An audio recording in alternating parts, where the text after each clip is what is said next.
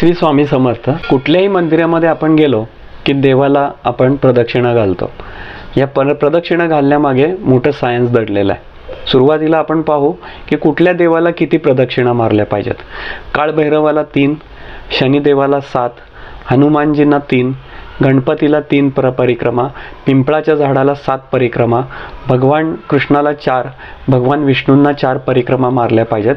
श्रीराम यांना सुद्धा 4 परिक्रमा केल्या पाहिजेत. माता दुर्गेला 1 आणि शिवजींना अर्धी परिक्रमा करतो आपण. पिंडीचं दर्शन घेऊन झाल्यानंतर त्याला पूर्ण प्रदक्षिणा कधीही मारू नये. ही प्रदक्षिणा श्रद्धेने आणि मनपूर्वक केल्यानंतर देवाचे आशीर्वाद प्राप्त होतात आणि जीवनात सकारात्मक ऊर्जा निर्माण होते. काय आहे या प्रदक्षिणा मारण्याच्या मागचं शास्त्र ते जाणून घ्या. कुठल्याही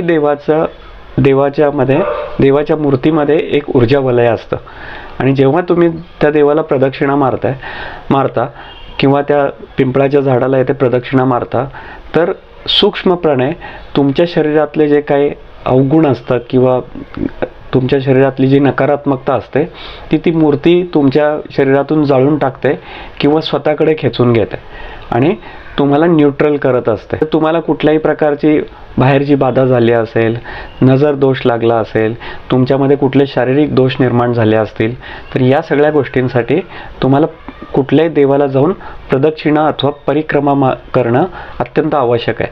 त्याशिवाय त्या देवतेचा आशीर्वाद तुम्हाला प्राप्त होत नाही. नमस्कार, मी जयंत बोधे.